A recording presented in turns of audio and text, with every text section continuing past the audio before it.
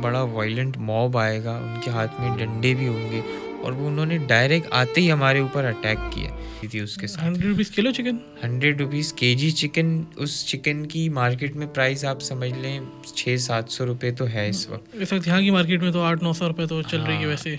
इस मार्केट में चल रही है। बेसिकली हुआ ये था कि हमारा स्टॉल 3 साल से लग रहा है, मतलब हमें ना सोचने का मौका मिला, ना समझने का, सिचुएशन को परखने का कि ये हो क्या रहा है। स्टॉल का टाइम है हमारा 5 बजे और अटैक हम पे हुआ है 4 बजे। तो आप क्या सोचते हैं कि ये मॉब था या तो कोई ऐसे अनासर थे जो कि सस्ती चीज़ें देने के खिलाफ आपके ऊपर एक ही दिन, तो ये कोइंसिडेंस तो कम से कम नहीं हो सकता कि आपकी सारी भगदड़ मचे तो एक चीज़ें जगह पे मैच हो। मचेगी, 2 जगहों पे एक साथ मचना और पॉसिबिलिटी उनका नहीं है। तरीका वारदात भी एक जैसा था। अब मुझे नहीं पता उस स्टॉल पे डंडे यूज़ हुए नहीं, मैंने हमारे स्टॉल पे तो कम से कम डंडे यूज़ हुए हैं। अस्सलाम वालेकुम। वालेकुम अस्सलाम। हमाद कैसे हैं आप? अल्हम्दुलिल्लाह बिल्कुल ठीक। हमाद थोड़ा सा अपना तारुफ दीजिएगा हमाद फाउंडेशन के रिलेटेड और अपना भी थोड़ा तारुफ दें। बेसिकली मैं ज़ैबिस्ट यूनिवर्सिटी का स्टूडेंट हूँ। इंटरनेशनल रिलेशंस में मैं ग्रेजुएशन कर रहा हूँ और मेरा आखिरी सेमेस्टर है। और इसके अलावा मेरे एक स्पोर्ट्स का ऑनलाइन बिज़नेस है। और जहाँ हमाद फाउंडेशन का ये है कि हमाद फाउंडेशन 2015 से पाकिस्तान में काम कर रही है और एक रजिस्टर्ड इदारा है जो कि इंशाल्लाह आगे आने वाले वक्तों में अच्छे अच्छे प्रोजेक्ट्स लेकर आए। तो आपने कैसे स्टार्ट किया हमाद फाउंडेशन? बेसिकली हमने स्टार्ट ऐसे किया था, मैं एक मेमन फैमिली से बिलोंग करता हूँ, तो चैरिटी और बिज़नेस करना हमारे ब्लड में ही आता है। तो घर वालों को देखकर ही और ब्लड में एक चीज़ आई थी कि चैरिटी करनी है और ये अच्छा काम होता है। तो फिर एक फाउंडेशन बनाई, तो क्यों ना इसको एक प्रॉपर तरीके से किया जाए। तो फिर बस हमने ये स्टार्ट किया और आहिस्ता आहिस्ता अल्हम्दुलिल्लाह आहिस्ता आहिस्ता चीज़ें बढ़ रही हैं, लोग जुड़ रहे हैं हमारे साथ और एक हमारी अच्छी टीम हो गई। तो आपकी क्या एज थी जब आपने हमाद फाउंडेशन स्टार्ट किया? अभी मेरी 23-24 है, तो उसको आप 8 से माइनस कर दें। मैं मैथ्स मेरी ख़राब है। 15 to 16। 15-16 स्कूल का मेरा आखिरी साल था या स्कूल से ग्रेजुएट हो रहा था, कुछ ऐसा सही। था। तो आप बताएं कि अभी आप लोगों जो प्रोजेक्ट चल रहा था लाइक कि हसन स्क्वायर पर आप क्या क्या दे रहे थे उसमें और क्या चीज़ें थी, उसको थोड़ा पहले बताएं। बेसिकली हसन स्क्वायर पे हमारा ये तीसरा साल था। बेसिकली हसन स्क्वायर पे तो दूसरा था, लेकिन हमारा बचत रमज़ान बचत का तीसरा साल था। सबसे फर्स्ट ईयर में हमने 5 रुपए की रोटी दी थी। उस वक्त रोटी 10 रुपए की हुआ करती थी, हमने 5 रुपए की दी थी। उसके बाद नेक्स्ट ईयर हमने उसमें 10 रुपए किलो सब्ज़ी और 10 रुपए फ्रूट ऐड कर दिया था। और इस साल हमने ये किया था कि हमने 100 रुपीज़ चिकन भी ऐड कर दी थी उसके साथ। 100 rupees kilo chicken? 100 rupees KG chicken. उस चिकन की मार्केट में प्राइस आप समझ लें 600-700 रुपये तो है इस वक्त। इस वक्त यहाँ की मार्केट में तो 800-900 रुपये तो चल रही है वैसे। इस मार्केट में चल रही है। हम वो 100 रुपीज़ की दे रहे थे। रोटी जो मार्केट में 25 की है, हम वो 5 रुपए की दे रहे थे। जो सब्ज़ी फ्रूट का आपका पैकेट 4 लोगों का 200, 250 या 150 रुपये का बनता है, हम वो सिर्फ 10 रुपये केजी के हिसाब से दे रहे थे। और ये सारा सफ़ेद पोश लोगों के लिए था। तो हम चाह रहे थे कि कोई भी इज़्ज़तदार आदमी ना किसी के आगे भीख ना मांगे, हाथ ना फैलाए, बल्कि वो रिस्पेक्ट से बाय करे, ना कि वो उससे ये फ़ील हो कि हम उसे दे के उस पे एहसान कर रहे हैं। जब आप किसी दस्तरखान पे बैठ के खाना खाते हैं तो आपके माइंड में ये कहीं ना कहीं होता है कि आपको शायद ना फ्री में खा रहे हैं, पता नहीं ज़कात क्या है, हो रहा है। खैरात है, क्या चीज़ है। अगर चलें ज़कात नहीं भी है तो फ्री की चीज़ थोड़ा एक बंदा हिचकिचाता है, सफ़ेद पोश आदमी की क्यों हम फ्री में ले यार, हमारी भी हम इज्जत कुछ है, पे नफ्स। करें, कुछ उसके बिना पे दे दें। कि अभी आप लोगों का क्या में वहाँ पे क्या हुआ था, थोड़ा सा डिस्क्राइब कर दें। अच्छा, बेसिकली हुआ ये था कि हमारा स्टॉल 3 साल से लग रहा है, 2 साल से। हमने एक्सपेक्ट नहीं किया था कि इतना बड़ा वायलेंट मॉब आएगा, उनके हाथ में डंडे भी होंगे और वो उन्होंने डायरेक्ट आते ही हमारे ऊपर अटैक किया। मतलब हमें ना सोचने का मौका मिला, ना समझने का, सिचुएशन को परखने का कि ये हो क्या रहा है हमारे साथ। क्योंकि ज़ाहिर है हम फ़ौजी या रेंजर्स की ट्रेनिंग लेके तो वहाँ काम नहीं कर रहे, हम नॉर्मल से लोग हैं, आम इंसान हैं, मिडिल क्लास लोग हैं। हम वहाँ रूटीन की तरह हमारे वॉलंटियर्स, हमारी टीम वहाँ सेटअप देख रही थी और पैकिंग हो रही थी। अभी पैकिंग हुई भी नहीं थी। स्टॉल का टाइम है हमारा 5 बजे। स्टार्ट नहीं हुआ था स्टॉल? नहीं, स्टॉल का टाइम है हमारा 5 बजे और अटैक हम पे हुआ है 4 बजे। तो अंडर प्रोसेस थी चीज़ें, अभी कुछ सामान आ रहा था, सब चीज़ें चल रही थी कि अचानक एक मॉब ने हमारे ऊपर अटैक किया है। उन्होंने डंडे मारे हमारे वॉलंटियर्स, एक वॉलंटियर के हमारे घुटने पे डंडा लगाया। अब पता नहीं उसकी क्या हालत है, अभी तक तो बेहतर है, लेकिन ज़ाहिर है उसके स्कैन्स वगैरह हमें करवाए हैं, तो अब देखें क्या तो रिपोर्ट आप आती क्या है। सोचते हैं कि ये मॉब था या तो कोई ऐसे अनासर थे जो कि सस्ती चीज़ें देने के ख़िलाफ़ आपके ऊपर कर सकें? लाइक आप लोग फ्रूट क्या हमें 10 रुपए किलो में दे रहे हैं, चिकन 100 रुपए किलो में दे रहे हैं, तो हर चीज़ का तो यहाँ पे एक वो है ना कि माफिया टाइप है। अगर आप एक चीज़ क्या में जिस चीज़ का रेट अगर 100 रुपए है, आप वो 10 रुपए में दे रहे हैं, तो वो उनसे बर्दाश्त भी नहीं हो सकता। डंडे लेकर आए, कोई गरीब बंदा, कोई मतलब जो मजबूर है, तो वो डंडे लेके तो नहीं आएगा। या तो इनमें उनका किरदार है जो कि फ़कीर क्या में यहाँ पर आए हुए हैं, भिखारी आए हुए हैं, पूरे पाकिस्तान से कराची में जमा हुए हैं। तो आपको लगता है कि उस तरफ से ये कोई अटैक हो? देखिए, इसमें ना 2 चीज़ें, जब आप और मैं भी मार्केट जाते हैं ना, तो हम चीज़ खरीदने के लिए पैसे लेकर जाते हैं। आप कभी सब्ज़ी फ्रूट लेने डंडा लेकर गए हैं? डंडा उठाने का मकसद ये है कि आप खरीदने नहीं आए थे, आप इस इवेंट को, इस हमारे स्टॉल को सबूताज करने आए थे। उन्होंने डायरेक्ट हमारे टेंट फाड़े, इसका क्या मतलब है कि वो खरीदने तो कम से कम क्योंकि वो नहीं आए। खरीदने का टाइम स्टार्ट हुआ नहीं था, वहाँ पे खरीदने पैकिंग का चल टाइम रही थी कि पैकिंग चल रही खरीदते वक्त क्या मैं बिल्कुल, रश लगा और उसके दौरान हो गया हो, तो ये एक समझ आता है कि एक भाई समझ आता है। भगदड़ में हो गया। लेकिन डंडे लेकर आना, टाइम से पहले आना और उस चीज़ को ख़राब करना, तो ये एक प्री प्लान्ड ही लगता है। ये प्री प्लान्ड इसलिए भी मुझे शक हो रहा है क्योंकि ऐसा ही एक स्टॉल जेल हमसे 3-4 किलोमीटर दूर लगता है, वो भी काम कर रहे हैं सस्ते फ्रूट पर। तो उसमें भी एग्जैक्टली सेम सिचुएशन, एक ही तरीका है वारदात और एक ही टाइम, एक ही दिन। तो ये कोइंसिडेंस तो कम से कम नहीं हो सकता कि आपकी सारी भगदड़ मचे तो चीज़ें एक जगह पे मैच हो जाए। मचेगी, 2 जगहों पे एक साथ मचना और पॉसिबिलिटी उनका नहीं है। तरीका वारदात भी एक जैसा था। अब मुझे नहीं पता उस स्टॉल पे डंडे यूज़ हुए नहीं, मैंने हमारे स्टॉल पे तो कम से कम डंडे यूज़ हुए हैं बहुत सारे। अच्छा, उन्होंने सिर्फ हमारे वॉलंटियर्स पे अटैक नहीं किया, उन्होंने जो आसपास लोग खड़े थे उनको भी डायरेक्ट मारा है। चले, आप हमसे लूटने आए थे, आप हमसे फेस करें। उन्होंने लोगों को भी मारा है और वहाँ एक इंतशार फैलाया। फिर जिन लोगों को मारा है उनकी आपस में कुछ लड़ाई झगड़े हुए, तो बड़ा एक बैड सीन अगर क्रिएट कोई हुआ। गरीब ही होते जो लूटने ही आए थे, वो जाके कोई मॉल भी लूट सकते थे, कोई दुकान भी लूट सकते थे। अटैक क्यों करना है जो चीज़ जहाँ पे सस्ती मिल रही है, जिससे गरीब को फ़ायदा हो रहा है? अभी तो मैं सिर्फ ये सोच रहा हूँ कि हमने ना कोई कीमती मोबाइल फ़ोन्स देने थे वहाँ, ना कोई हम गोल्ड की चीज़ दे रहे थे, ना कोई हीरे जवाहरात दे रहे थे, ना किसी महंगी कोई चीज़ रखी हुई थी हमने। हमने सिर्फ कोई जो 700 वाली चिकन है वो 100 रुपये में दे रहे थे और सब्सिडाइज दे रहे थे। तो मैं इस तो हमारे चीज़ यहाँ तो यही है ना कि सब्सिडाइज अगर कोई चीज़ मिल रही हो और वो चीज़ खाना हो, मोबाइल वगैरह तो एक अलग लेवल पे आ जाते हैं, लेकिन यहाँ पे खाना ही बड़ी कीमती चीज़ है पाकिस्तानियों के लिए। बड़ी अच्छी बात आज मुझे किसी ने कही थी कि जो आप चिकन दे रहे हैं ना 700, आजकल चिकन ही आईफोन है गरीब का। तो यही है। उसके लिए तो चिकन ही एक लग्जरी आइटम है। हमने तो ये सोच के काम शुरू किया था कि यार चलो 5-6 लोग, अगर एक टोकन से कोई हमसे ले जाएगा ये सारा सामान, तो उसकी सहरी इफ्तारी बड़ी ज़बरदस्त हो जाएगी और वो रोज़ा भी अच्छे तरीके से रखेगा, इफ्तारी भी करेगा, सहरी भी करेगा 4 से 5 लोगों की फैमिली का। तो ये सेकंड डे ऑफ रमज़ान ही हुआ, आपने इस फर्स्ट डे लगाया। सेकंड डे ऑफ रमज़ान हो गया, फर्स्ट डे चीज़ें बहुत स्मूथली चली जिस तरह प्रीवियस ईयर्स में चलती थी। सही। सेकंड डे ये हुआ कि एक मॉब आया और बस पता नहीं क्या हुआ और कुछ मिनटों की ये हुआ और हमें भी अभी तक हम शॉक हैं कि ये हुआ क्यों, इस चीज़ अभी तक हमें नहीं पता। अब ये भी काफ़ी चल रहा है कि जिस तरीके से रेट बढ़ाए हुए हैं फ्रूट्स के, तो ये दिखाने में आ रहा है सोशल मीडिया में कि मंडी से सस्ता है और यहाँ पर महंगा बेचा जा रहा है। तो आपने तो फ्रूट्स अभी ख़रीदे हैं, तो आपको पता होगा कि मंडी के रेट्स क्या हैं और यहाँ पे रेट्स क्या हैं, तो इस बारे में भी थोड़ा आप बताएं। देखिए, हर बंदा, मैं सोशल मीडिया काफ़ी देख रहा होता हूँ, हर बंदा जाता है ठेले वाले पे खड़ा हो जाता है माइक लेके कि आप इतना महंगा क्यों फ्रूट बेच रहे हैं। लेकिन कोई भी रिपोर्टर या कोई लोग हैं वो मंडी जाने की हिम्मत नहीं करते, जो सोराबगुड हमारी मंडी है, सही। क्योंकि वहाँ मुझे नहीं पता वो क्यों जाते हैं। अब जब मंडी से एक दिहाड़ीदार आदमी जो ठेला लगाता है 20,000 के ठेले पे 50,000 का उसने सामान रखा हुआ है, वो रोज़ाना की परचेजिंग करने जाता है 20-25,000 की।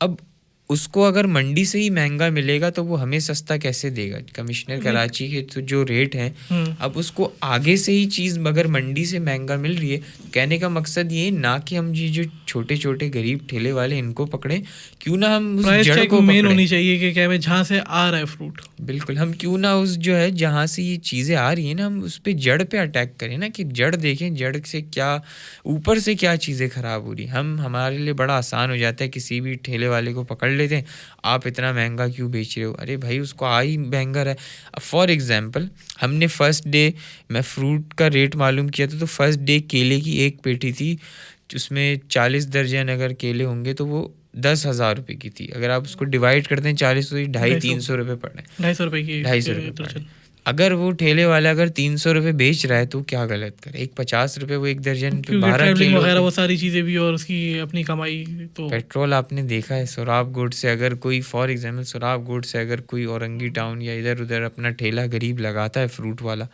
तो उसके तो मेरे ख्याल है 300 रुपये तो उसको पड़ जाते होंगे केले, तो वो कैसे बेचेगा। तो ये इस चीज़ है जो हिडन एस्पेक्ट है जिस पे कोई बात नहीं करता। सीधा हम ब्लेम डायरेक्ट क्या है गरीब में आदमी ठेले को वाले पकड़ के लें। ऊपर है कि ठेले ठेले वाला महंगा गलत दे कर रहा है। है। ठेले वाला नहीं, इसी तरह हर दुकानदार को हम कहते हैं कि यार ये चिकन महंगी दे रहा है, ये इस तरह महंगी दे रहा है। अरे चिकन वाले के अपना फार्म थोड़ी, बहुत कम चिकन वाले होंगे, फार्म तो किसी का नहीं होगा क्योंकि एंड टू एंड तो कोई सप्लाई कर नहीं सकता। बहुत कम बिजनेसेस ऐसे होते हैं जिनकी प्रोडक्शन भी खुद होती है, मैन्युफैक्चरिंग भी खुद होती है, और वो टर्शरी सेक्टर में भी वो खुद ही होते हैं। ऐसा बहुत कम बिजनेस होते हैं। अब इशू यहाँ से आता है कि जो उसकी मेन एस्पेक्ट है, जो ऊपर से आगे से उसको ही प्रोडक्शन इतनी महंगी पड़ी, तो वो कैसे सस्ता बेच सकता है। तो ये चीज़ अभी आपका क्या प्लान है, क्या मैं दोबारा स्टार्ट करने का और किस तरीके से इस चीज़ को लेके चलने का? अभी हमारा प्लान ये है, अब हमने अपनी थोड़ी सी ना स्ट्रेटजी चेंज कर दी, क्योंकि हम हर चीज़ को ना यूनिक करने की कोशिश करते हैं। जैसे ये जो हमारा स्टॉल था, ये विद इन इटसेल्फ एक यूनिक ही था कि एक बचत स्टॉल लगा हुआ है जहाँ पे 700 रुपये की चीज़ 100 रुपये की मिल रही है, टोकन के थ्रू चल रहा है। अच्छा, अब हम स्ट्रेटजी अपनी थोड़ी सी चेंज कर रहे हैं, थोड़ी सी यूनिकनेस ला रहे हैं, जो कि इंशाल्लाह हमारे सोशल मीडिया के थ्रू आपको पता चलेगी। अभी वो अंडर प्रोसेस हैं चीज़ें, इंशाल्लाह विद इन 2-3-4 डेज़ हम उसको फ़ाइनल करके, और वापस मैं लोगों को भी यकीन दिलाता हूँ कि हम पहले से ज़्यादा अच्छे अंदाज में, पहले से ज़्यादा बड़े पैमाने पे और एक मैनेजमेंट अच्छी करके हम इसको लाइक लेके अगर आएंगे। ये चीज़ ही आपका जो बचत बाज़ार है वो किसी कवर्ड एरिया में होता जिसकी चार दीवारी होती और वहाँ पे पुलिस की प्रोटेक्शन भी मिल जाए, तो अब आप वो चीज़ करना चाहेंगे कि अगर आपको गवर्नमेंट कोई प्लेस प्रोवाइड कर दे लाइक डीएमसी, और आपको वहाँ पे सिक्योरिटी भी प्रोवाइड की जाए और आप एक बचत बाज़ार वहाँ पे लगाएं, तो इस बारे में क्या कहते हैं आप? पिछले ना जब से हमारे स्टॉल पे अटैक हुआ है, मैंने मीडिया वालों से तकरीबन आप 40 से 50 मीडिया वालों से बात की, जिसमें यूट्यूब चैनल भी शामिल है, नेशनल मीडिया की रिप्रेजेंटेशन शामिल है। हर जगह मैंने यही रिक्वेस्ट करी है कि अगर गवर्नमेंट हमें सिक्योरिटी दे देती है तो हमारे लिए कोई इशू नहीं होगा काम करना। लेकिन जब गवर्नमेंट की तरफ से हमें कोई मतलब सपोर्ट नहीं मिल रही, हमें सिर्फ सिक्योरिटी चाहिए, हमें और कुछ नहीं चाहिए। जाहिर है जब हमें सिक्योरिटी नहीं मिल रही तो हम काम तो देखिए हमें करना है, हम इस चीज़ से पीछे नहीं भाग रहे, लेकिन हम इसको थोड़ा अलग तरीके से करेंगे। लेकिन इस चीज़ से यकीन दिलाता हूँ कि सफ़ेद पोश जो लोग हैं उनके घर में इंशाल्लाह विद इन 2-3 डेज़ चिकन भी हम पहुँचाएँगे 100 रुपये की, सब्ज़ी भी पहुँचाएँगे 10 रुपये की, फ्रूट भी पहुँचाएँगे 10 रुपये का, और रोटी भी पहुँचाएँगे 5 रुपये की। अब इस चीज़ को हम अलग तरीके से इंशाल्लाह लेकर लेकिन इंशाल्लाह हम ये भी देखेंगे क्योंकि हमारी गवर्नमेंट इसमें काफ़ी सपोर्टिव है। बचत बाज़ार हो गए और शहर की तरक्की में अगर एनजीओस काम कर रही होती हैं तो उनको सपोर्ट करने में आ जाते हैं, इतना आगे आ जाते हैं। तो मुझे लगता है कि कुछ दिनों में आपको कोई लोकेशन भी मिल जाएगी और आपको पुलिस प्रोटेक्शन भी मिल जाएगी वहाँ पर। आई होप कि ऐसा हो जाए, तो इससे अच्छी कोई बात नहीं इंशाल्लाह होगी। हमारी भी आगे कोई बातचीत है तो हम भी क्या है मैं इस चीज़ को आगे से ज़्यादा रेस करेंगे कि आपको ये चीज़ें मिल जाएं ताकि एक बेटर गरीब आवाम का फ़ायदा हो। इसमें आपका कोई भी फ़ायदा नहीं है, इसमें गरीब आवाम का ही फ़ायदा है। जो सफ़ेद पोश है उनको राशन मिल जाएगा, उनके फ्रूट मिल जाएगा, सब्ज़ी मिल जाएगी, उनके लिए चिकन सस्ता मिल रहा है। वो सारे लोग जो हमसे लेकर जाते हैं, वो जब उनसे ज़ाहिर बातचीत होती है ऑफ द रिकॉर्ड, तो वो बताते हैं कि पता नहीं उन्होंने कितने महीनों से बोला हमने चिकन नहीं खाई है। वो घर में उनके लिए देखिए ना, औरतों के लिए भी आसानी है ना। अब औरतों ने पूरा दिन रोज़ा रखा होता है, वो आटा इतना महंगा है, फिर उन्हें रोटी बनानी पड़ती है, तो जो रोटी वो घर में उनको 10-12 रुपए की पड़ती है, हमसे वो 5 रुपए की ले जाते हैं। सैलरी 20-25 हज़ार रुपये चल रही है, तो उसके अंदर बंदा रेंट मैनेज करे, अपने आने जाने का खर्चा मैनेज करे, या तो चिकन ख़रीदे या तो फ्रूट्स ख़रीदे। चिकन तो एक बहुत लग्जरी आइटम है। अगर हम 20-25 हज़ार जिसकी क्या मैं तनख्वाह, उसके लिए तो लग्जरी आइटम है फ्रूट्स और चिकन। हम अगर कराची की बात करें ना, अगर यहाँ किसी की तनख्वाह है 40-50 हज़ार, वो कैसे गुजारा करेगा? सुबह उठेगा, वो ऑफिस जाने के लिए वो खड्डों में फंसेगा, ट्रैफिक में फंसेगा, फिर अपने ऑफिस पहुँचेगा, ऑफिस में उस पर काम का इतना स्ट्रेस है, निकलेगा फिर खड्डों में फंसेगा, फिर घर पहुँचेगा, पता चलेगा आज पेट्रोल की प्राइस बढ़ गई, आज आटे की प्राइस बढ़ गई, घर में बिजली का बिल आया हुआ है, 2 दिन में अगर बिल नहीं भरा तो आपकी बिजली काट दी जाएगी, फ़ौरन कट जाती है। ठीक है, तो बिजली का यूनिट डबल से भी ज़्यादा बढ़ चुका है। ठीक है, राशन की प्राइसेस आपको पता है कहाँ है। स्कूल की जो अगर उसके 2 बच्चे हैं, स्कूल की फ़ीस हज़ारों में है, उसके माँ बाप भी ज़िंदा हैं लेकिन बीमार हैं, दवाइयाँ हज़ारों रुपए की दवाई आती है, शुगर है किसी को या ब्लड प्रेशर है, हर अब तो नॉर्मल है ना ये, उसकी दवाइयाँ हज़ारों रुपए में आती, तो इम्पॉसिबल हो गया है कि वो गुजारा कर सके। एक महीना हमने ये कोशिश की कि यार चलो उनका ना रमज़ान अच्छा गुजर जाए। मैं ये कोई दावा नहीं कर रहा कि हमारे पास कोई, हमने अरबों लोग करोड़ों लोगों को एड दे दी, नहीं, हमारी जितनी कैपेसिटी है हमने उसमें कोशिश करी कि कुछ लोगों को 100-150 भी छोड़ दे, मैं कह रहा हूँ एक बंदे की फैमिली का भी अगर रमज़ान हमने अच्छा गुजार दिया ना, तो यही हमारे लिए सबसे बड़ी अचीवमेंट हमारी ये नहीं है कि हम आज हर कोई हमसे बात करना चाह रहा है। अचीवमेंट हमारी फाउंडेशन की और हमारी टीम की ये कि एक फैमिली का भी अगर रमज़ान अच्छा गुजर गया और उसने 30 रोज़े सिर्फ इसलिए रखे कि उसके पास सहरी का भी अच्छा इंतज़ाम हो गया और इफ्तार का भी अच्छा इंतज़ाम हो गया, ये हमारी सबसे बड़ी अचीवमेंट है। तो आपके इसके अलावा क्या प्रोजेक्ट्स रहे, लाइक फ्लड्स वगैरह के अंदर अभी फ्लड्स चल रहे थे? फ्लड्स में अल्हम्दुलिल्लाह हमने पहले एड की थी और बड़े यूनिक तरीके से हमने उसमें एड करने की कोशिश की थी, क्योंकि शुरू में तो आपको पता है वहाँ पानी काफ़ी था, तो पकी हुई चीज़ें हमने कोशिश की लेके जाए।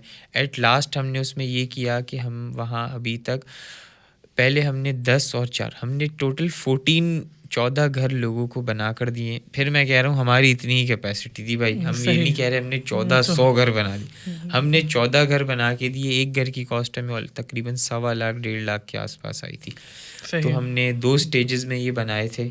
14 लोगों को हमने घर प्रोवाइड करे। ये वो लोग थे जो बेचारे महीनों महीनों तक खुले आसमान तले ज़िंदगी गुजार लेते, और एक घर में कोई हमने एस्टिमेट लगाया था 4 से 5-6 लोग रहते। बलूचिस्तान में फैमिलीज़ बड़ी होती हैं 8-8 10-10, लेकिन हम फिर भी 4-5 लोगों के हिसाब से हमने वो घर बना के दिए थे, जिसमें बहुत अच्छी क्वालिटी के घर भी थे, उसके अलावा रेस्ट रूम भी शामिल थे सही। और किचन भी शामिल उनके थे। घर से बेहतर घर आप लोगों ने बना के दे दिए? उनके घर से बेहतर हमने उनको घर बना कर दिए थे। तो उस टाइम में क्या डिफ़िकल्टीज़ वगैरह फेस आई, क्योंकि रोड वगैरह बंद थे, काफ़ी ज़्यादा जाने के इश्यूज़ थे? सबसे ज़्यादा डिफ़िकल्टी फ्लड्स में यही हो रही थी कि हमारे रोड कनेक्शन बहुत ज़्यादा मुतासिर हो गया था, लेकिन लकीली जैसा मैंने बताया हम 8 साल से काम कर रहे हैं, तो हमारे नेटवर्क बड़े अच्छे थे बलूचिस्तान में भी, सिंध में भी। तो हम ये करते थे, कराची से हमें टीम भेजने की ज़रूरत नहीं पड़ती थी। सही। फिर हमारी बलूचिस्तान का जो कोऑर्डिनेटर है हमारे अतीक साहब, वो फिर कोऑर्डिनेशन करके ना सारी चीज़ें उन्होंने एक-एक घर खुद देखा, क्या ऐसे कितने दिन तो वो अपने घर से दूर रहे और जहाँ घर बन रहे थे वहाँ जाके वो रहे। तो ये भी बड़ी उनकी भी एक बड़ी कंट्रीब्यूशन थी। क्योंकि ऐसे हालात में रहना भी काफ़ी मुश्किल होता है, हमने तो खुद एक्सपीरियंस करा है। लाइक 1 मंथ हम भी बलूचिस्तान में थे, तो ये चीज़ें हमने भी फेस की। जैसे जहाँ हमने घर बनाया, अगर मैं उस गांव की बात करूँ ना वहाँ बिजली थी। जब हम लोग ओपनिंग सेरेमनी के लिए वहाँ गए थे, ना वहाँ बिजली थी, ना गैस आ रही थी, ना पानी आ रहा था। मोबाइल के कनेक्शन आ रहे थे, इंटरनेट भरपूर चल रहा था, लेकिन वहाँ बिजली, गैस, पानी की ऐसी कोई सहूलत नहीं थी। तो आप लोग डोनेशंस कैसे रेज़ करते हैं? अच्छा, बेसिकली हमारे प्रोजेक्ट्स की तरह ना हमारा डोनेशन का तरीका भी बिल्कुल यूनिक है। आपने कभी भी हमारे सोशल मीडिया के थ्रू डोनेशन अपील्स देखी ही नहीं होंगी, ना आपने कभी देखी होंगी, ना आप नियर फ्यूचर में कभी देखेंगे, क्योंकि हम इस चीज़ पे बिलीव करते हैं हमारी टीम कि हम क्यों लोगों से एक आगे हाथ फैलाएं। जैसे वही कॉन्सेप्ट है, हम क्यों किसी से बैक करें कि आप हमें डोनेट करें। लोगों की मदद करने के लिए। बिल्कुल, हम ये सोचते हैं कि यार जिसने डोनेशन देनी है ना, वो हमें खुद अप्रोच करे। हमारा काम है, हमारे पास जितना बजट आता है, 100 रुपये आता है, हम उसमें अपना बजट बनाते हैं, वो प्रोजेक्ट करते हैं। फिर कोई हमें अप्रोच करता है कि भाई आप ये हमारी तरफ से डोनेशन लें। अगर कोई हमें वॉलंटरीली डोनेशन देना चाहता है, हम मोर देन वेलकम, हम उसकी डोनेशन एक्सेप्ट करते हैं। लेकिन हम किसी से ये नहीं कहते कि लाजमी आप हमें ना डोनेट करें, क्योंकि देखें इससे एक अच्छा मैसेज नहीं जाता। एक अच्छी फैमिली से हमारी टीम सारी जो है वो एक अच्छी फैमिली से, मिडिल क्लास लोग। हमें ज़रूरत नहीं कि हम किसी के आगे भीख मांगें, अच्छा नहीं लगता। लाइक कम्युनिटी सपोर्ट से आप लोग ज़्यादातर रेज़ कर लेते हैं? कम्युनिटी सपोर्ट्स के अलावा भी अब 8 साल हो गए हैं, तो लोग हमें जानते हैं अब कि रमज़ान में वो हमें खुद अप्रोच करते हैं कि हमाद आपने डोनेशन लेनी है हमसे, और इस तरह। अक्सर तो ऐसा हो रहा होता है, मुझे आप समझ लें तीसरे चौथे रेफरेंस से फ़ोन आ रहे होते हैं कि हमें डोनेशन दी थी। मैं पूछता हूँ आप कौन है, तो कहते हैं मैं फॉर एग्जांपल अब्दुल्ला का दोस्त हूँ। अब्दुल्ला कौन है? वो फलां का दोस्त है। वो फलां कौन है? वो उसका। तो तीसरे चौथे रेफरेंस से लोग अप्रोच करते हैं, डोनेशन देते हैं। वी बिलीव कि जिसने डोनेशन देनी है ना भाई, ये अल्लाह का काम है, ये एक नेक नियति से करते हैं। जिसने डोनेशन देनी है अल्लाह उसको आपके पास लाइक आप पहुंचाएगा। अच्छा अगर काम कर रहे हैं तो खुद रास्ते खुलते रहते हैं। बिल्कुल, हमें किसी के पास जाने की ज़रूरत नहीं कि आप डोनेट करें। हम अच्छा काम कर रहे हैं, हमें पता है हम अच्छा काम कर रहे हैं। और ये मैसेज मैं उन लोगों को भी देता हूँ जो यूथ, आजकल बहुत सारे लोग एनजीओज़ स्टार्ट कर रहे हैं, जो यंग हमारी लॉट है, अच्छा काम है, करना चाहिए। लेकिन वो इसमें गलत चीज़ ये करते हैं कि वो सबसे आगे डोनेशन की ना बेग रिक्वेस्ट कर कर रहे रहे होते होते हैं हैं। कि दे दें। लाज़मी वो कर रहे होते हैं कि प्लीज़ डोनेट करें, डोनेट करें। इससे उनकी देखिए सेल्फ रिस्पेक्ट को ना बहुत ज़्यादा नुकसान पहुँचता है। फिर अगला इस माइंड से देखता है कि यार ये ये तो भी सिर्फ मांग रहा बात है। करेगा ना, ये मांग लेगा मुझसे, तो कोई कोई और कतरा बात भी के करनी निकल हो तो जाता वो है, उसको ये फील होगा कि ये मांगने वाला है अभी। मांगने वाला है। हमने भी शुरू में बहुत गलतियां की थी, ज़ाहिर है, हम पहले दिन से हमारे ये इस रूल नहीं था। लेकिन जैसे जैसे हमने चीज़ों को देखा कि यार जब अल्लाह ने आपसे काम कराना है ना, लोग आपके पास खुद आएंगे, आपको लोगों के पास जाने की ज़रूरत नहीं है। हमारे काम की वैल्यू है। हमारे रोटी बैंक्स में लोग आज तक, रोटी बैंक आप समझ ले, हमें ऑलमोस्ट 3 साल हो गए हैं रोटी बैंक आपके चलाते हुए। रोटी बैंक की लोकेशन कहाँ कहाँ पर है? हमारे रोटी बैंक की लोकेशन एक डालमिया शांति नगर में है, एक औरंगी टाउन कराची में है, और एक मूविंग कार्ट के अंदर रोटी बैंक। इस रोटी बैंक को 3 साल हो गए हैं, फर्स्ट रोटी बैंक को। और क्या रेट है उसमें? रोटी किस रेट पे आप लोग देते हैं उसमें? दिसंबर तक वो रोटी हम 5 रुपए की देते थे, लेकिन जब आटे की कीमत, आटे का क्राइसिस आया तो आटा शॉर्ट हो गया। जो आटा हम 2500 रुपये 50 किलो की बोरी लेते थे, आज 7,500 रुपये की बोरी लेते हैं 50 किलो। 5,000 रुपीज़ पर बोरी पे इंक्रीज़ हुआ। सही। तो फिर हमने ये किया कि उस 5 रुपये की कॉस्ट को 10 रुपये कर दिया। कॉस्ट हमें 20 रुपये ही पड़ती है रोटी की, लेकिन हम सही। 10 रुपये पर रोटी पे लाइक सब्सिडी सब्सिडाइज। देते। रोटी बैंक से आप समझ लेना हमारे कितने लोगों की सेविंग हो जाती। फॉर एग्जांपल, अगर आप हमारे रोटी बैंक पे आते हैं, आप सुबह भी 10 रोटी लेते हैं और आप शाम में भी 10 रोटी लेते हैं, तो ये दिन की 20 रोटी हो गई। आपने हमसे ली 10 रुपये की, पर रोटी पे आपने 10 रुपये बचाए। तो जो सब्सिडी देने का इसमें हाँ। कोई सदका, ज़कात या खैरात, इसमें कुछ इसका फैक्टर है? ये जो रोटी बैंक स्पेसिफिकली, इसमें हम ज़कात यूज़ नहीं करते, क्योंकि सही। इससे सब ले सकते हैं। आप भी लेंगे, मैं भी लूँगा। तो ज़कात के लिए आपकी कॉन्सेप्ट है कि आपको मालिक बनाना पड़ता है, और उसके कुछ कॉन्सेप्ट है सही। इस्लाम में। तो इस कॉन्सेप्ट में हम ज़कात और यूज़ नहीं सदका करते। और खैरात वगैरह इसमें जो इस आप टाइप की होती क्लीन है। डोनेशन ज़्यादा होती है, क्लीन सही। डोनेशंस आप यूज़ कर सकते हैं रोटी बैंक्स में हमारे। तो आप लोग जो जितने भी क्या मैं सब्सिडाइज प्रोजेक्ट्स हैं उसके अंदर क्लीन मनी ही यूज़ होती उसके है। अंदर एग्जैक्टली क्लीन मनी ही यूज़ होती है, क्योंकि इन प्रोजेक्ट्स में ज़कात नहीं लगती। ज़कात ये है कि फिर हम अलग प्रोजेक्ट्स में लगाते हैं, अगर किसी की कुछ फाइनेंशियल हेल्प करनी हो, किसी को कोई मेडिकल का केस हो, और दूसरे बहुत सारे केसेस अब उसके तो आते इस्लामिक पॉइंट रहते ऑफ व्यू क्लियर करने हैं। होता है किसी का आपको। रोज़गार होता है, क्योंकि रोज़गार भी हम लगाते हैं। हम राशन से ज़्यादा प्रेफर करते हैं हम लोगों को रोज़गार लगा कर दें। उससे ये होता है कि सिर्फ एक दफ़ा आप एक उसको दफ़ा मदद रोज़गार करने लगा से के, बेटर है कि आप उसके लिए ऐसा सोर्स ऑफ इनकम बना दें कि उसके ज़िंदगी भर तक काम आता रहे। जैसे चाइनीज़ का वो प्रोवर्ब है ना, it's better to teach a man how to catch a fish rather than feeding him one. तो ये इस कॉन्सेप्ट को लेके चलते हैं, उसको हम रोज़गार लगा देते हैं। भाई आपको जो स्किल आती है, ज़रूरी नहीं है कि आप ये रोज़गार बताया हमने आपको यही करना है, नहीं। आप अगर बाइक नहीं है आपके पास, मोबाइल नहीं है, तो आपको ऑनलाइन बिजनेस करना है, आपको हमने सामान तो खरीदवा आपके फ्यूचर प्लान्स क्या हैं अभी?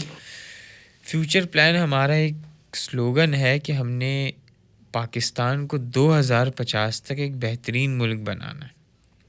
और ये ज़ाहिर है सोशल वर्क का उसमें बहुत बड़ा किरदार होगा, और लोगों की जो हमने माइंड मैपिंग करनी है ना, उसमें भी एक बहुत बड़ा किरदार होगा।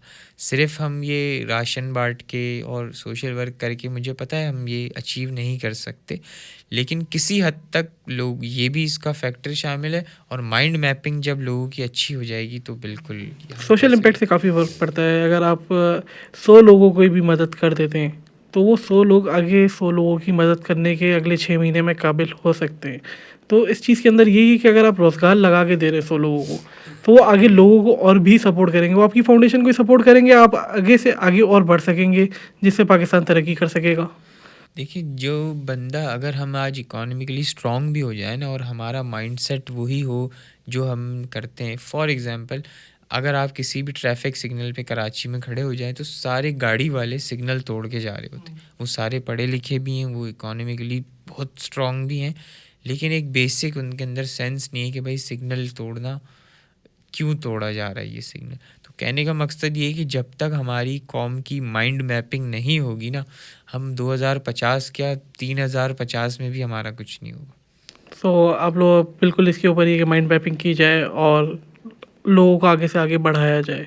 बिल्कुल, हम इस पे काम कर रहे हैं। इसके लिए हमारा एक प्रोजेक्ट है स्कूल का, जो कि काफ़ी 2-3 साल से ड्यू है। वो पहले कोविड की वजह से नहीं आ सका था, फिर कुछ फाइनेंशियल डोनेशंस के इश्यूज़ थे, लेकिन अब अल्हम्दुलिल्लाह हम उस स्कूल को बहुत जल्द लॉन्च करने वाले हैं। और विदिन इटसेल्फ, जैसे मैंने बताया, वो एक यूनिक स्कूल है। और वो सबसे पहला उसका जो फैक्टर है वो है माइंड मैपिंग का। बहुत सारे लोग, शायद पता है हमें पाकिस्तान में उतनी फैसिलिटीज़ नहीं है, लेकिन देखें इस मुल्क की ज़िम्मेदारी आप पे और मेरे और तमाम देखने वाले उन पर। हर पाकिस्तानी पर है। कोई अमेरिका या लंदन वहाँ से लोग नहीं आएंगे जो इस मुल्क को सुधारने के लिए। हमें ही कुछ करना पड़ेगा तो ये मुल्क सुधरेगा। कौन किसको अच्छा लगता है मुल्क छोड़ के जाए भाई, कौन अपनी खुशी से जाता है। तो हम पाकिस्तान को फ्यूचर में आगे बढ़ते हुए देख सकते हैं बिल्कुल, कि उम्मीद अगर हर की कोई अपनी जिम्मेदारी कबूल करे और उसको पूरा करे तो पाकिस्तान आगे बढ़ सकता है। हर बंदा अगर अपना पार्ट प्ले कर देना तो मैं समझता हूँ पाकिस्तान के 80% मसले हल हो जाएंगे। हमारा इशू ही यही है कि हम दूसरे की काम में टांग अड़ा रहे होते हैं। अब हमारा काम है कि हम फॉर एग्ज़ाम्पल अगर हम कोई जॉब करते हैं तो यार मेरी ज़िम्मेदारी है ना कि मैं 8 घंटे 9 घंटे वहाँ काम कर रहा हूँ तो मैं पूरे उसको दूँ। बॉस अगर जाता है या कहीं इधर उधर होता है तो हम थोड़ी डंडी मार लेते हैं यार। एक फ्रूट वाला जो ठेला लगाता है ना, वो भी कोशिश होती है कि सड़े हुए सेब डाल दूँ। हम तो हर पॉलिटिशियंस को कोई गालियाँ क्या में देते हैं। करप्शन करना चाहता है, जिस लेवल पे वो है उस लेवल पे ही वो करप्शन करना चाहता है। हर बंदा देखे ना, पूरा आवे का आवे ही बिगड़ा हुआ है। एक वो कुरान की भी आयत है ना कि अल्लाह आपको हुक्मरान ऐसे देता है जैसे आपकी कौम होती।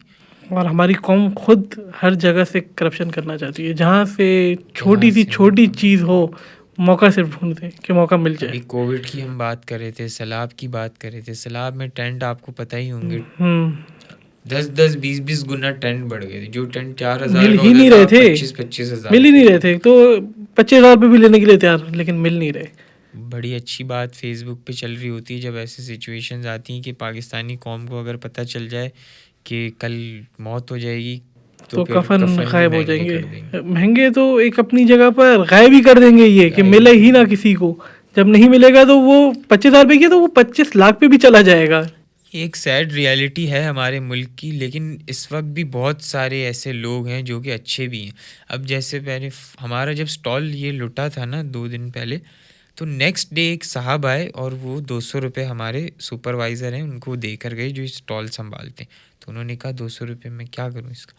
बोला मैं माजरत चाहता हूँ, कल मैं मॉब में शामिल हो गया था और मैं 2 चिकन के पैकेट उठा के ले गया था, तो मुझे पूरी रात इस चीज़ की बेचैनी होती रही कि यार मैं अपने बच्चों को हराम का नहीं खिला सकता। तो उस बंदे को भी एहसास हुआ ना, लाइक ऐसा अल्लाह ने दिल सिनेरियो में डाला ना। कोविड में भी हमारे साथ हो रहा है। मास्क के रेट्स 2,500 रुपये तक पे चल रहे, मास्क लेकिन तो मिल ही नहीं रहे थे। मास्क मिल नहीं रहे थे। 2,500 मैं तो का कोविड डब्बा के अंदर होगा। काफ़ी एक्टिवली काम कर रहा था पीपी किट्स और मास्क के अंदर, तो मुझे 250 रुपये पे भी लोगों ने दिए। एक जिसका मास्क मास्क का उस वक्त रेट चल रहा 2,500 रुपये, वो मुझे 250 रुपये भी मिल रहे। उन्होंने बोला था हमने कबर में जवाब देना है।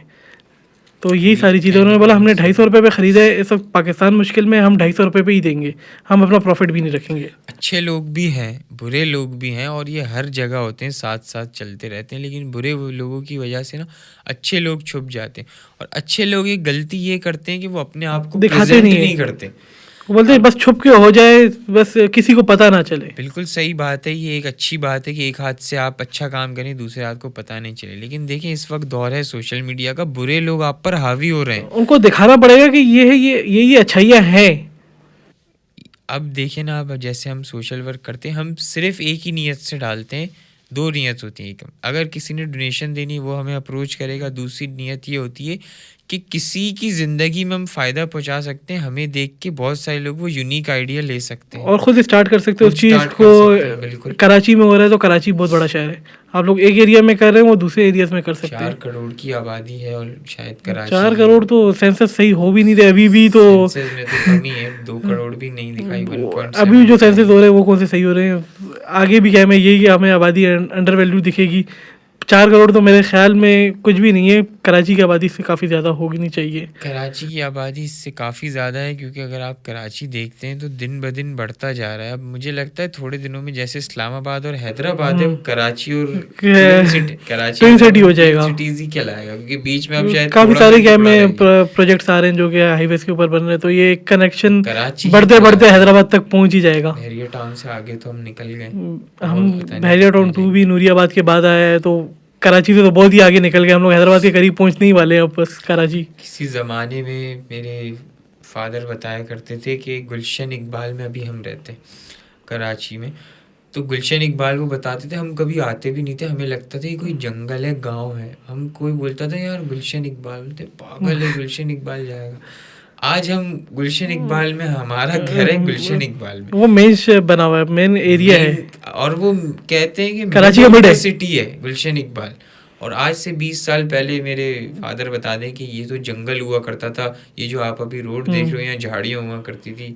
कराची तो का जो बहुत सदर है वो rapidly- कराची के कॉर्नर में आ गया है, और जो मिड एरियाज हैं वो ज़्यादा आगे हो गए। किसी ज़माने में याद है मुझे कि बहुत बचपन की बात है कि एयरपोर्ट लोग कहते थे कराची से बाहर है ये वो।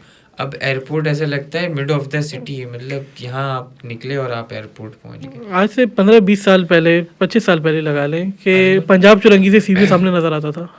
आज सीवीओ के सामने भी खड़े होकर सीवीओ नज़र नहीं आ रहा था। सही बात है। अर्बन प्लानिंग की बहुत ज़्यादा देखिए मिस्टेक है। दूसरे शहर तो फिर भी पाकिस्तान के लाहौर ज़बरदस्त बना हुआ है, इस्लामाबाद मुझे लगता है सबसे अच्छा शहर पाकिस्तान का इस्लामाबाद है। चले प्लान्ड अच्छा है, बहुत प्लान्ड है। बाकी शहर बस जैसे बन रहे हैं इनको बनने दिया गया पिछले दिनों कि बस जो हो रहा है, जहाँ जो रोड जा रहा है जाने दो, कहीं ना कहीं निकल जाएगा। पिछले दिनों वहाँ जाना हुआ था तो मैं यही देख रहा था कि यार यहाँ कोई सिग्नल भी नहीं तोड़ रहा, ना कोई मोबाइल छीन रहा है, ना रोड पे खड्डा आ रहा है, ना पुलिस नजर आ रही है मुझे। तो वहाँ पे हमारे ये हुक्मरान शहर खुद, चला कौन रहा है? हुक्मरान जो है वो वहाँ पे खुद रहते हैं ना, अपने लिए गड्ढे कैसे बर्दाश्त करेंगे फिर। मुझे लग रहा था शायद कोई आर्टिफिशियल इंटेलिजेंस की टेक्नोलॉजी आ गई है, लोग खुद ना रोड पे कचरा फेंक रहे हैं ना कुछ, मतलब मुझे अजीब सा फील होने लग गया कि ये मतलब। अच्छा एक चीज़ भी है, अगर हम लोग कराची में हों तो अगर रोड पे देख रहे हो ना तो गाड़ी से कोई ना कोई कचरा बाहर फेंक रहा होता है। अगर इस्लामाबाद में आप खुद भी जाएंगे ना तो फेंकने का दिल नहीं करेगा कि इतना साफ रोड है, इस पे फेंके क्यों हम कचरा। वहाँ कचरा तो दूर की बात है, आप वहाँ जेब्रा क्रॉसिंग बनी हुई, लोग जेब्रा क्रॉसिंग क्रॉस करें, मुझे यहाँ शायद पे पेडेस्ट्रियन ब्रिज के ऊपर लोग नहीं जाते, उसके नीचे से गुजरते हैं। उसके नीचे से गुजरते लोग कहते हैं यार पेडिस्ट्रियन ब्रिज है कौन पाकिस्तानी, बनाएगा? यहाँ भी पाकिस्तानी रह रहे हैं, वहाँ भी पाकिस्तानी रह रहे हैं, लेकिन उनको पता है कि जीने का लाइफ स्टाइल कैसा होना चाहिए उनका। दो चीज़ों का इसमें फ़र्क है, एक है रूल ऑफ लॉ का और अर्बन प्लानिंग का। अगर हमारे कराची में भी अगर रूल ऑफ लॉ आ जाए ना तो किसी की, मेरी और आपकी मजाल नहीं होगी कि हम रोड पे कचरा फेंकें। अगर यहाँ पे हमारी अर्बन प्लानिंग अच्छी होगी, इस वक्त कराची को तो देखें हंगामी बुनियाद पे ना अर्बन प्लानिंग की बहुत ज़्यादा ज़रूरत है, क्योंकि जो शहर का हाल है, जिसका दिल चाह रहा है उसने घर बना लिए, जिसका दिल चाह रहा है उसने अपनी मर्जी से सब घरों कब्जा घरों को तो सबका फ्लैट्स चल रहा बन गए क्या में, अगर जहाँ पे 4-5 लोग रहते थे अभी उसी जगह पे 40-50 लोग रह रहे हैं। है। लेकिन तो वो तो एक इस वजह से तो गैस और पानी की जो हम लोग पीछे डिस्कस कर रहे थे, तो गैस पानी कहाँ से आएगा। अगर एक जगह पे 5 लोगों की गैस के हिसाब से क्या में दी गई थी, लाइन डाली गई थी, वहाँ पे 50 लोग आ गए तो कहाँ से डाला जाएगा। अर्बन प्लानिंग में वही बात है ना, अभी नस्ला टावर को जो गिराया गया है, जिन लोगों ने वहाँ घर ले लिए वो उनका क्या में लॉस हुआ, जो उनका बिल्डर loss से हो वो गया। प्रॉफिट में गए, जिन्होंने जगह बेची वो प्रॉफिट में गए, हर कोई प्रॉफिट में गया। ये सारा सीन है हमारा। जब तक हमारी अर्बन प्लानिंग अच्छी नहीं होगी, हम इसी तरह अगले 50 साल के, अगले 100, 150, 200 साल भी हमारा यही हाल होगा। और इसमें एक चीज़ ये है कि हम मज़ीद बदतर से बदतर की तरफ जा रहे हैं, ये चीज़ें हमारी बेहतर नहीं हो रही, सही। मतलब मज़ीद ख़राब ही हो रही हैं। कि ये हो ना कि उम्मीद है कि भाई आज पानी नहीं आ रहा लेकिन 1 तारीख से आने लगेगा या 1 साल बाद आने लगेगा, नहीं, जिसके घर में आ भी रहा था उसके घर से भी चला गया, क्योंकि अर्बन प्लानिंग नहीं है, लोड बढ़े जा रहा है शहर पे, बहुत ज़्यादा बुरा हाल। कराची में अब अर्बन प्लानिंग करना पॉसिबिलिटी है ही नहीं। ये बहुत बड़ा इम्पोर्टेंट फैक्टर है, क्योंकि कभी कभी मैं सोचता हूँ अगर कराची को सुधारना है तो सारे लोगों को कहना सबको- पड़ेगा आप कहीं जाओ, फिर हम सबको कराची पहले बना बाहर लें। निकालेंगे कराची से, हाँ। कराची को दोबारा बनाएंगे, आप फिर 1 लेकर साल बाद आएंगे। आ जाना जब तक हम तो कराची जो चीज़ बना लें। पॉसिबल है ही नहीं, क्योंकि इतना करोड़ों आवाम रह रही है, पूरी आवाम डिस्टर्ब हो जाएगी। अभी सिर्फ क्या में गुलशन में जौहर चुरंगी पर ब्रिज बन रहा था, उसकी वजह से काफ़ी लोग डिस्टर्ब हुए यूनिवर्सिटी रोड पे काम चल रहा है, तो उसकी वजह से सारा ट्रैफिक बर्बाद हुआ हुआ है। आपने जो मेरी दुखती रग पे हाथ रख दिया, यूनिवर्सिटी रोड से मुझे रोज ट्रैफिक में फंस के गुजरना पड़ता है, तो ये पता नहीं कब बनेगा और कब सुकून से एक घर ना एक दिन पहुंच बनेगा। जाएंगे। अब कराची है, यहाँ पे जब प्रोजेक्ट शुरू होता है तो कभी ना कभी ख़त्म हो ही जाता है। 18 महीने का उसका एस्टिमेट टाइम था, लेकिन ऑलमोस्ट 16 महीने हो चुके हैं, 12-16 महीने और अभी भी चल काम रहे हैं। 50% भी नहीं हुआ। 50% हुआ है, बल्कि अब तो काम रुक गया है। अब पता नहीं क्यों है। रमज़ान ब्रेक लिया होगा उन्होंने। अब इसमें एक चीज़ ये भी है ना कि क्या इस बात की गारंटी कि काम ख़त्म हो जाएगा तो वापस शुरू नहीं होगा, क्योंकि कराची में तो अगर लेकिन एक बात सड़क वही ना कि बन जाए, ख़त्म हो जाए, क्योंकि अभी तो गवर्नमेंट चेंज होनी है, लोकल गवर्नमेंट हमारी नहीं आएगी, फिर वो सोचेगी ये बनाना है कि नहीं बनाना। उसके बाद भी क्या गारंटी है? अगर एक फॉर एग्जांपल रोड बन भी लाइनें गई डालना भूल जाएंगे ना तो वो। लाइन डालना भूल जाते हैं, फिर लाइन डालते हैं, फिर अगले दिन कोई ये दूसरी हर लाइन कराची डाल वाले का देती है। मसला है। हमारी लास्ट पॉडकास्ट में भी यही बात हो रही थी कि अगर एक रोड बन जाता है तो उसके बाद वो दोबारा खोदा जाता है कि उसके अंदर लाइनें डालना भूल गए थे। ये पता नहीं, मेरी समझ नहीं आता कि जो रोड बनता है वो खुदता ज़रूर है अगले हफ्ते, क्योंकि लाइन डालना वो भूल गए होते हैं। इनको याद लाइन का दिलाना बड़ा पड़ता मसला है, है इनको याद इनकी। दिलाना पड़ेगा हर रोड बनाने से पहले कि लाइन डाल लो भाई। इनकी लाइन जब तक सीधी नहीं होगी, ये लाइनें तो डालते रहेंगे। होना मुश्किल ही है एक। हो जाएगी इंशाल्लाह। इंशाल्लाह जिस दिन क्या नाउमीदी में कुछ कराची वालों को शऊर आएगा उस दिन होगी सारी चीज़ें। इंशाल्लाह ये सब कुछ ठीक हो जाएगा। लोग बड़े नाउमीद हो जाते हैं, लेकिन ऐसा नहीं है, अच्छे लोग हैं, अच्छा काम कर रहे हैं। 2050 तक इंशाल्लाह आपको पाकिस्तान बस ऐसे ही सुधार कर अच्छे काम दिखाएंगे करते रहें, आप भी हम भी, और इंशाल्लाह। पाकिस्तान इसी तरह से ग्रो होता रहेगा।